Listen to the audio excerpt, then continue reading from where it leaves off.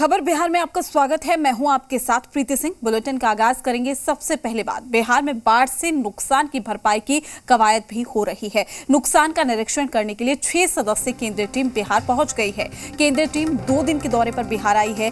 Team विभिन्न क्षेत्रों में बाढ़ से बर्बादी का आकलन कर रही है और इसकी रिपोर्ट केंद्र सरकार को सौंपेगी। साथ ही सीएम नीतीश कुमार ने केंद्र सरकार पर बड़ा आरोप लगाया है। उन्होंने कहा है कि बाढ़ से बर्बादी के आकलन के लिए केंद्रीय टीम देर से बिहार आई है। सीएम नीतीश कुमार के आरोप पर बिहार में सियासत गर्मा गई है। इसको लेकर भी खूब बयानबाजी हो रही है। तो बड़ी खबर से आपको रूबरू करा रहे हैं। बाढ़ से नुकसान की भरपाई की कवायद जो है वो लगातार जारी है। आज भागलपुर का भी दौरा किया जाएगा, निरीक्षण किया जाएगा। लेकिन इसी बीच सीएम नीतीश कुमार का जो स्टेटमेंट सामने आया है उसने बिहार की सियासत को और भी ज्यादा गर्मा दिया है। सीएम नीतीश कुमार की ओर से कहा गया है कि जो टीम है थोड़ी देरी से आई है। तो बाढ़ प्रभावित इलाकों का टीम जो है वो दौरा कर रही है। देर से आई केंद्रीय टीम, सीएम नीतीश कुमार की ओर से कहा गया। हम लोग तो अपनी तरफ से कर ही रहे हैं, लेकिन अब वो आ करके देखेंगे और देख करके उनको लगेगा कि हाँ इसमें मदद करनी चाहिए तो मदद करेंगे। पहले ही से कहा जा रहा है, अभी तो लेट से आए, पहले ही से कहा जा रहा है कि आकर के देख लीजिए। लेकिन अभी तो और जो स्थिति है तो आप जानते हैं कि अभी उतना ज़्यादा खराब स्थिति अभी नहीं आई। लेकिन और साल तो आप जानते ही हैं कि यही सितंबर में ही ज़्यादा सबसे ज़्यादा होता था। तो अब देखिए आगे क्या होता है। बिहार में बाढ़ से मची तबाही का जायजा लेने पहुंची 6 सदस्यीय केंद्रीय टीम ने दरभंगा, समस्तीपुर, मुजफ्फरपुर का हवाई सर्वेक्षण किया है और उसके बाद अंबेडकर सभागार में एक बैठक भी हुई है जिसमें दरभंगा, समस्तीपुर, मुजफ्फरपुर के जिलाधिकारी मौजूद रहे। इस दौरान जिलाधिकारियों ने बाढ़ से हुई क्षति का पूरा ब्यौरा केंद्रीय टीम के सामने रखा। 6 सदस्यीय केंद्रीय टीम श्री राकेश कुमार सिंह साहब की अध्यक्षता में आज दरभंगा पहुंची है। इनके द्वारा हवाई सर्वेक्षण के माध्यम से कुशेश्वर स्थान, हनुमान नगर, हायाघाट, बहादुरपुर में जो बाढ़ की स्थिति है और बाढ़ से विभिन्न प्रकार के जो नुकसान हुआ है उसको आकलन किया गया है। हेलीकॉप्टर के माध्यम से पूरा आकलन हुआ है। उसके बाद विस्तार से जिला प्रशासन द्वारा इनके समक्ष जो भी नुकसान हुआ है उसका विस्तार से हर विभाग का जो भी नुकसान हुआ, चाहे रोड हो, कृषि हो, पशुपालन हो, मत्स्य विभाग हो, हर विभाग के जो नुकसान है। तो एक तरफ टीम दौरा कर रही है, उसको लेकर भी तमाम तरह की प्रतिक्रियाएं सामने आ रही है। चलिए आप भी सुनिए क्या कुछ कहना है।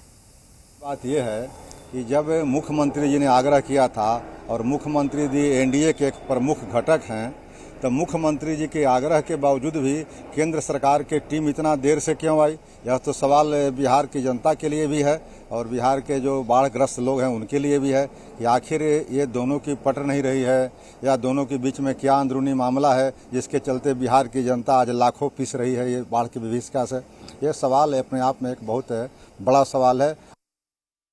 मुख्यमंत्री जी हमेशा बिहार को विकास में पीछे छोड़ देते हैं, इसीलिए टीम आने में देर हुई। मुख्यमंत्री जी अप्रत्यक्ष रूप से प्रधानमंत्री जी पर आरोप लगा रहे हैं कि मैंने रिक्वेस्ट पहले किया था, टीम बाद में आई। ये तो डबल इंजन की सरकार बनी थी, जनता को धोखा देके बिहार के विकास के मुद्दे पे टीम देर से आई। लेकिन जनता को जो नुकसान हुआ इसकी भरपाई कौन करेगा, राज्य सरकार या केंद्र सरकार? टीम देर से आई, जिसका नुकसान और जिम्मेदारी कौन लेगा, नीतीश कुमार जी या प्रधानमंत्री जी? तो नीतीश कुमार जी स्पष्ट शब्दों में कहें कि बिहार की अनदेखी प्रधानमंत्री जी ने की, इसीलिए टीम देर से भेजी गई। कि उन लोगों को तो पहले अपने बारे में सोचना चाहिए। जहाँ तक केंद्रीय टीम की बात है तो चाहे कोसी का इलाका हो, चाहे चंपारण का इलाका हो, ये बाढ़ पहले असमय आई, उसके बाद अभी आई। तो ये बार बार बाढ़ आई, तो पहले भी आई थी, अभी भी आई है। अमूमन ये भादों का महीना चल रहा है, तो अब इस समय तो बाढ़ का यही है। तो केंद्रीय टीम आई है, अपना काम कर रही है। जो भी परिस्थितियां बनी है प्राकृतिक है, इसमें ऐसा कुछ नहीं है।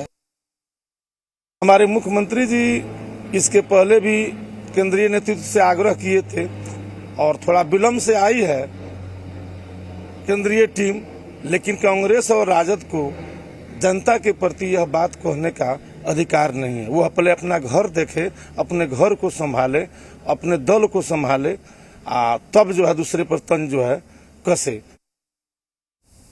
बाढ़ की जो परिस्थिति है अभी बिहार में, उसकी लिए टीम गठित की गई है केंद्र सरकार की तरफ से, और वो बिहार में अपनी टीम लेकर के केंद्र सरकार की टीम आकलन करने के लिए आई है कि वाकई में कितनी बाढ़ से क्षतिग्रस्त हुआ है हमारा राज्य। मैं पहले बता दूं कि हमारे माननीय मुख्यमंत्री जी नीतीश कुमार जी पहले से ही कार्य कर रहे हैं, पहले से ही निरीक्षण कर रहे हैं हर जगहों का जहां जहां बाढ़ आई है, जैसे दरभंगा, भागलपुर, और जाके उन्होंने वहां पे निरीक्षण भी किया है, साथ ही साथ मदद का कार्य करने का भी काम किया है। तमाम जानकारी के साथ हमारे संवाददाता रुपेंद्र श्रीवास्तव हमारे साथ लाइव जुड़ चुके हैं। रुपेंद्र, जहां टीम लगातार जायजा कर रही है, आज टीम भागलपुर भी पहुंचेगी, वहीं तमाम रिएक्शन सामने आ रहे हैं, लेकिन सबसे ज्यादा चौंकाने वाला स्टेटमेंट मैं कहूंगी सीएम की ओर से आया है कि वाकई जो केंद्र से आई टीम है उसने देरी की है।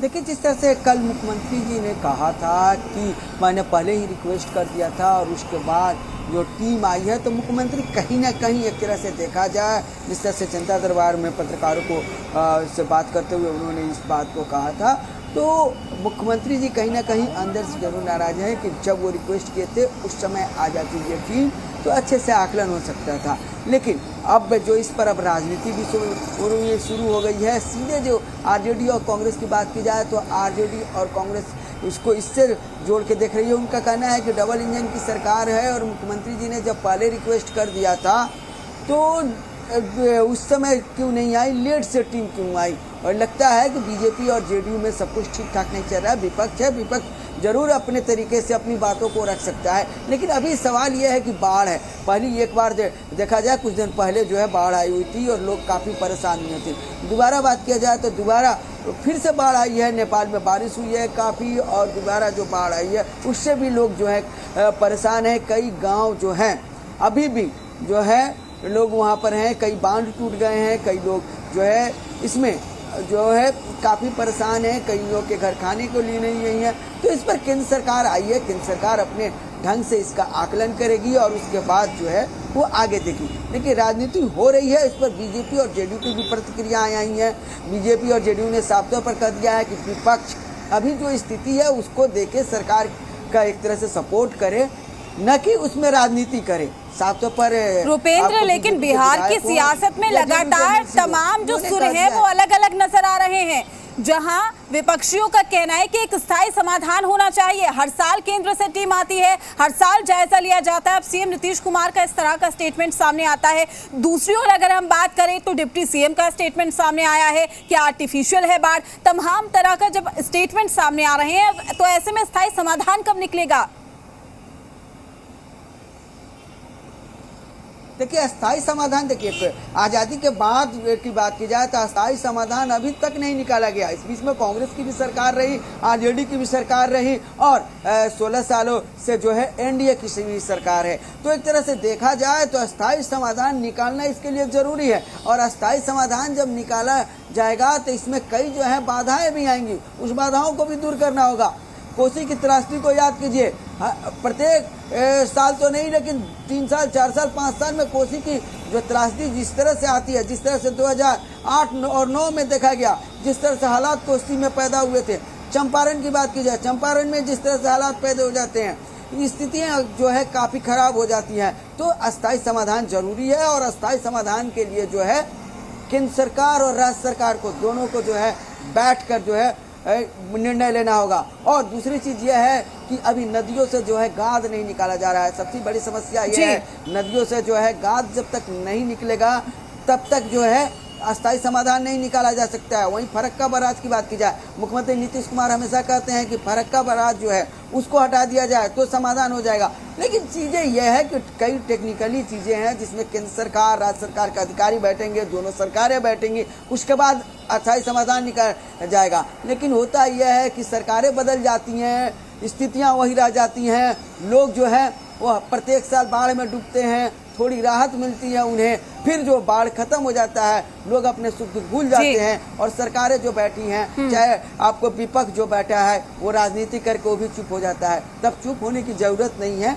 उन सैकड़ों लोगों की जो है लाखों लोगों की है, उसके लिए एक अस्थायी समाधान की जरूरत है और इसमें दोनों सरकार जो है आपस में मिल बैठ के बिल्कुल बात करें। जमीनी स्तर पर आगे का काम निर्णय करने की लिया जरूरत जाए, है। तब यह रुपेंद्र, आपने अस्थायी तमाम समाधान। जानकारी साझा की, उसके लिए आपका शुक्रिया। तमाम अपडेट भी हम आपसे लेते रहेंगे।